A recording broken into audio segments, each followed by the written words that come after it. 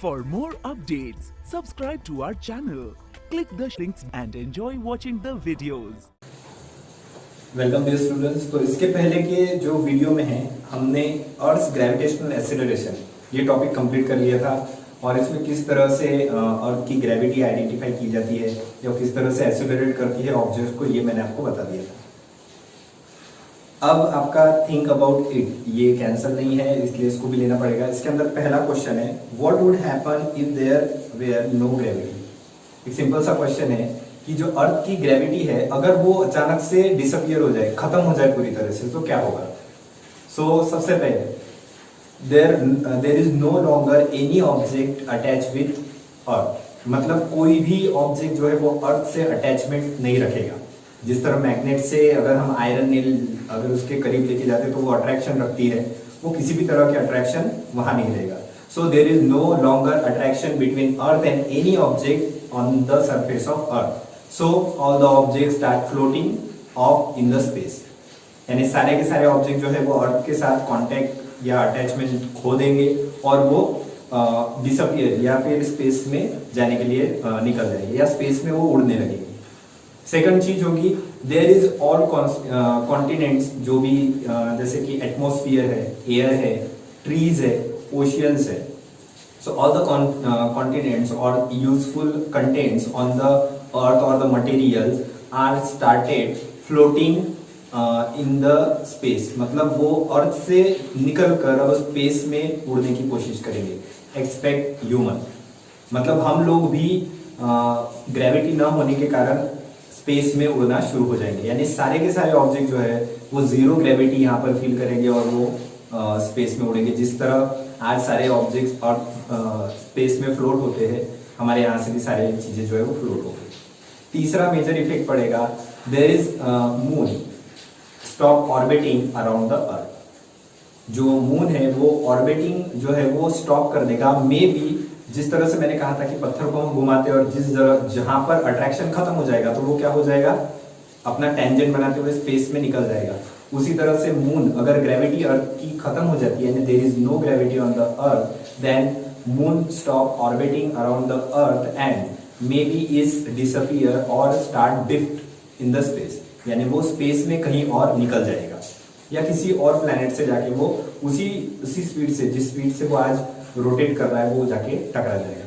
सो ये तीन बड़ी चीजें हैं। पहला तो सारे के सारे जो ऑब्जेक्ट्स अर्थ के ऊपर है वो अपना जो अट्रैक्शन है वो खो देंगे और स्पेस में उड़ना शुरू करेंगे।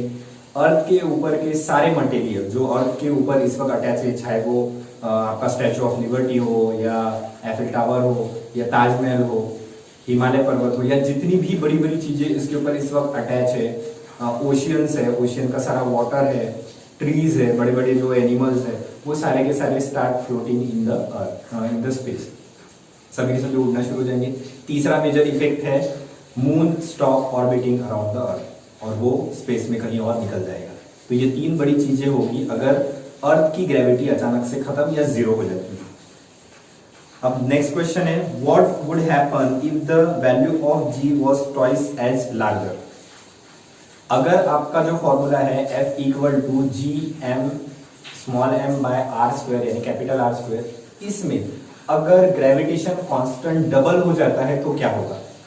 इसके भी बहुत सारे इफेक्ट्स है।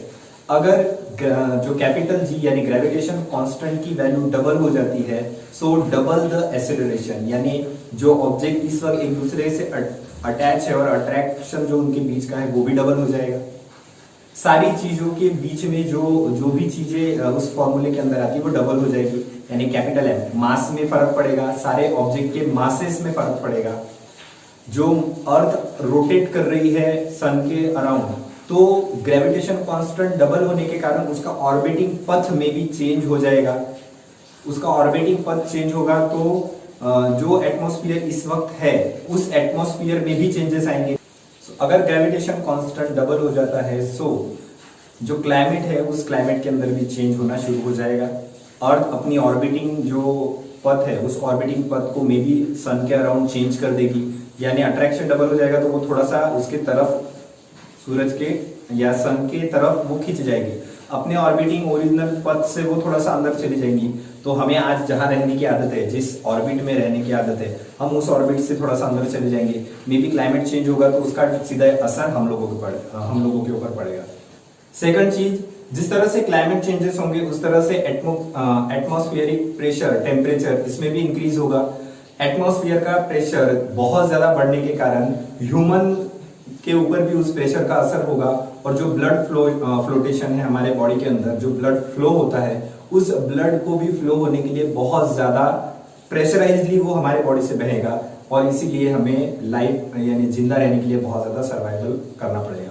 So if gravitation constant is increased, then it is difficult to survive because the atmospheric temperature and pressure goes increase, and hence the pressure increase on the human blood flotation. अगर आपका blood ही अच्छे से नहीं flow होगा body के अंदर तो आप सर्वाइव नहीं कर पाएंगे। एक और चीज, जब ग्रेविटेशन कांस्टेंट बढ़ जाएगा तो एक्सेलरेशन भी बढ़ जाएगा। तो जो स्पीड है किसी भी चीज की वो थोड़ी सी डिक्रीज हो जाएगी, क्योंकि ग्रेविटी बढ़ जाएगी। एक्सेलरेशन बढ़ेगा नहीं, जो ग्रेविटी की अमाउंट है, अर्थ की ग्रेविटी है, वो भी डबल हो जाएगी।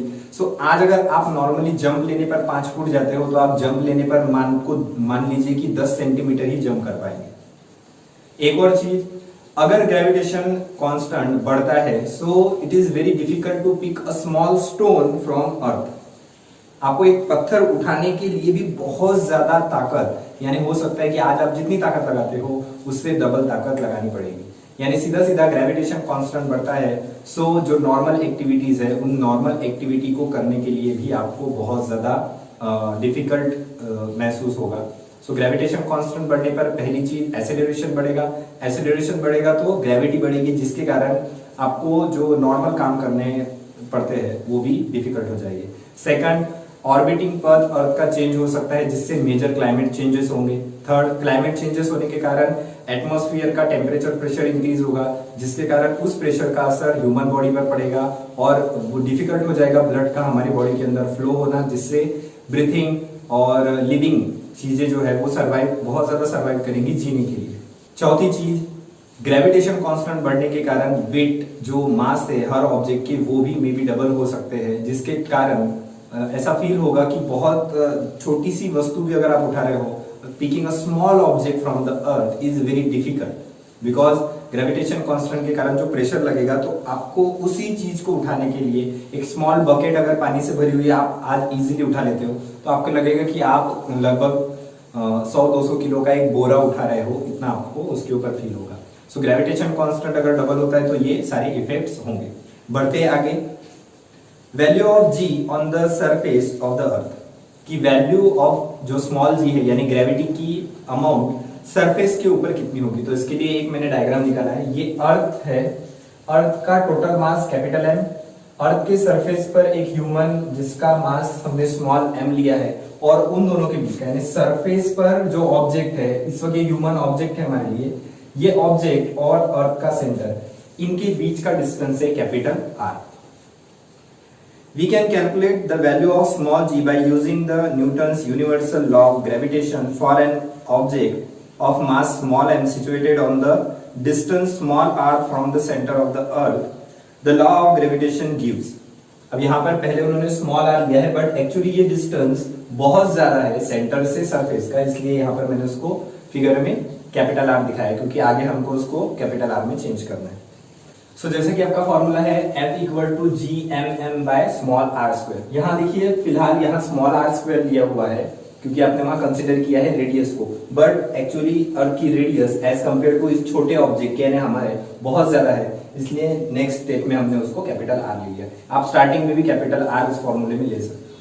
सो हमारा फॉर्मूला है force equal to gravitation constant, earth का मास, ऑब्जेक्ट का मास और ऑब्जेक्ट और अर्थ के सेंटर से उसका डिस्टेंस यानी स्मॉल आर स्क्वायर। इक्वेशन 1 है, बट वी नो दैट कि फोर्स का एक और फॉर्मूला होता है मास इनटू एक्सेलरेशन। बुक में इसका क्लियरिफिकेशन नहीं है कि एक्सेलरेशन की जगह उन्होंने ग्रेविटी क्यों ली, अब उसका क्लियरिफिकेशन है in case of calculating small G on earth. जब अर्थ के सरफेस के ऊपर आप कैलकुलेट करोगे तो जिस तरह महेंद्र वाला क्वेश्चन इसके पहले आप देख सकते हो उसके पहले के वीडियो में कि महेंद्र को हमने फॉल यानी अर्थ के ऊपर गिरते हुए दिखाया था, तो महेंद्र अर्थ के ऊपर गिर रहा है, उसका एक्सेलरेशन किसके बराबर होगा, अर्थ की ग्रेविटी के बराबर, क्योंकि ग्रेविटी ही उसको खींच रही है। सो यहाँ इसीलिए सरफेस जो अर्थ के सरफेस पे एक्सेलरेशन ए होगा वो होगा उसकी ग्रेविटी के बराबर, यानी स्मॉल जी के बराबर। That's why in the second step we take F is equal to mg। Equation number 2 कि ये ही जो एक्सेलरेशन है वो एक्सेलरेशन अर्थ की ग्रेविटी के बराबर है उस ऑब्जेक्ट को, जो सरफेस के ऊपर उस ऑब्जेक्ट को जो अट्रैक्ट कर रहा है। So here a is become g। अब दोनों फॉर्मूले जो इक्वेशन 1 और 2 है उनको हम इक्वेट करते हैं, उनके लेफ्ट हैंड साइड इक्वल है, राइट हैंड साइड को इक्वल करते हैं। यहाँ जो मास है वो कैंसिल हो जाएगा, इस फॉर्मूले के अंदर से मास कैंसिल हो जाएगा। नेक्स्ट स्टेप में gm। अब ये जो रेडियस है ये रेडियस स्मॉल रेडियस ना होकर किसकी रेडियस है, अर्थ की, और वो एज कंपेयर टू ऑब्जेक्ट बहुत लार्ज है, इसलिए हमने उसको कैपिटल R से डिनोट किया। यहाँ पर gmr इन तीनों की वैल्यू कांस्टेंट है, ये मतलब अर्थ का रेडियस चेंज नहीं होने वाला है, अर्थ का मास चेंज नहीं होगा और ग्रेविटेशन कांस्टेंट भी चेंज नहीं होगा। इन तीनों की यूनिक वैल्यूज है 6.67 into 10 to the power -11, ये ग्रेविटेशन कांस्टेंट है। अर्थ का total mass 6 into 10 to the power 24 है और उसकी रेडियस है 6.4 into 10 to the power 6 और उसका स्क्वायर है। इन पूरी चीजों को कैलकुलेट करने के बाद आपको मिलता है g इक्वल टू 9.77 मीटर पर सेकंड, या दैट इज यही जो होता है नॉर्मली जब हम कैलकुलेशन में लेते हैं तो 9.8 मीटर पर सेकंड स्क्वायर इसको लेते हैं। बहुत सारे कैलकुलेशन में इसको, क्योंकि 9.8 है, इसको 10 भी लिया जाता है ताकि जो कैलकुलेशन है वो इवन नंबर में या जो भी जिस रिक्वायरमेंट के हिसाब से है, तो कहीं कहीं इस स्मॉल g को पूरा प्योर 10 भी लिया जाता है, 10 मीटर पर सेकंड स्क्वायर। फिलहाल आपके बुक में 9.77 कैलकुलेशन आता है, इसको फिर हम सिंप्लीफाई करते हैं डेसिमल 1 पॉइंट के लिए तो 9.8 मीटर पर सेकंड। इसको और अगर सिंप्लीफाई करते हैं, डेसिमल को अगर रिमूव करना है, इस नंबर को छोड़ना है, तो फिर आपको मैथ्स का लॉ पता है कि नंबर अगर 5 से ग्रेटर हो तो जो आगे वाला नंबर उसमें 1 ऐड करते हैं, इसलिए कहीं कहीं इसको g को 10 भी लिया जाता है।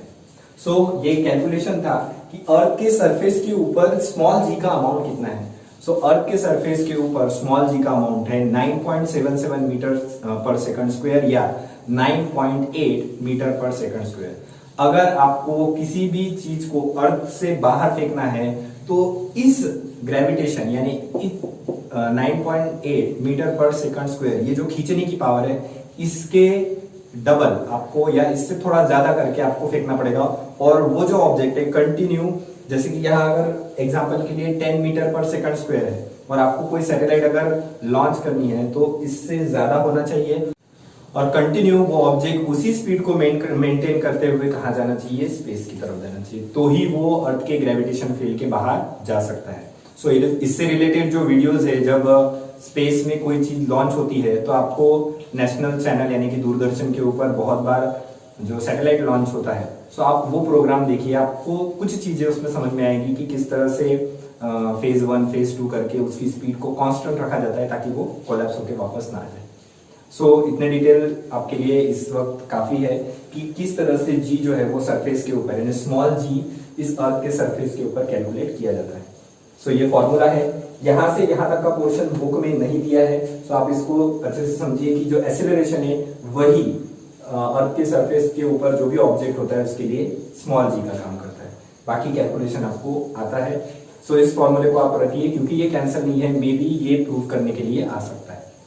आगे है This acceleration depend only on mass capital M and radius capital R of the Earth, and also the acceleration due to the gravity at the given point on the Earth is the same for all objects. It does not depend on the properties of object. अब जैसा कि यहाँ कहा गया है कि जो formula है वो टोटली डिपेंड करता है अर्थ के मास के ऊपर, रेडियस के ऊपर और ग्रेविटी के ऊपर। Is not depend on the property of object. अब वो कैसे, तो यहाँ देखिए फॉर्मूला आपका जो है पूरा सिंप्लीफाई होने के बाद फॉर्मूला कहां पर रुका है, small g equal to gm/r²। इस फॉर्मूले के अंदर कहीं पर भी किसी भी ऑब्जेक्ट का मास कंसिडर नहीं हो रहा है, मतलब यहाँ स्मॉल g है, कैपिटल G है यानी यूनिवर्सल ग्रेविटेशन कांस्टेंट है, मास है अर्थ का मास जो कि चेंजेबल नहीं है, और रेडियस। सो यहाँ ये इस मास का, यानी अगर यहाँ पर आप एक टावर भी लेते हो, ताजमहल भी लेते हो, हिमालय भी लेते हो, या कोई भी ऑब्जेक्ट लेते हो, तो उस ऑब्जेक्ट का स्मॉल m में जो भी मास रहेगा एज कंपेयर टू अर्थ, वो कोई भी यहाँ रिमार्केबल नहीं होगा इस फॉर्मूले के अंदर, क्योंकि यहाँ मास तो हट ही है। सो अगर अर्थ के ऊपर आप एक हाइट पर खड़े हो और दो ऑब्जेक्ट लेते हो, चाहे आप 10 किलो का एक पत्थर लो और दूसरी तरफ एक फेदर यानी एक पंख लो, और उनको अगर आप छोड़ते हो तो दोनों एक ही स्पीड से नीचे गिरेंगे। अब ये प्रैक्टिकली हम अगर करना चाहे, सो अर्थ के सरफेस के ऊपर जब हम करेंगे तो वहां पर बहुत सारी चीजें जैसे कि एयर है और बहुत सारे कंपोनेंट्स है जो यहाँ पर उस प्रैक्टिकल को सक्सेसफुली नहीं होने देंगे। बट आपने लास्ट ईयर फ्री फॉल में एक यूट्यूब की एक वेब लिंक आई थी, वहां जीरो ग्रेविटी में क्रिएट करके किस तरह दोनों ऑब्जेक्ट के ऊपर लगने वाला ग्रेविटी जो है वो एक जैसी होती है, इसका आपने एक वीडियो देखा हुआ है। अगर आपको याद नहीं आ रहा हो तो लास्ट ईयर 9th स्टैंडर्ड में फ्री फॉल जो है उस टॉपिक को आप फिर से देख सकते हो, और दोनों यानी फेदर और एक जो मेटल बॉल है वो दोनों किस तरह से एक साथ आके नीचे गिरते हैं, यानी दोनों के ऊपर लगने वाला ग्रेविटी यानी ये एक जैसा होता है, इसको आप अंडरस्टैंड यानी समझ सकते हो। फिलहाल अर्थ के सरफेस के ऊपर हवा के कारण, फ्रिक्शन के कारण वो सक्सेसफुल नहीं होगा। अगर आपको मैं बोलता हूँ कि एक फेदर यानी पंख और एक टेनिस बॉल दोनों को एक साथ फेंको तो आपको टेनिस बॉल नीचे जल्दी जाते हुए दिखेगा, फेदर जो है वो फ्लोटिंग करेगा क्योंकि वहां एयर है। बट ये प्रैक्टिकल उस चेंबर के अंदर आपको क्लियरली बताएगा कि किस तरह स्मॉल g जो है वो सारे ऑब्जेक्ट पर एक जैसा लगता है।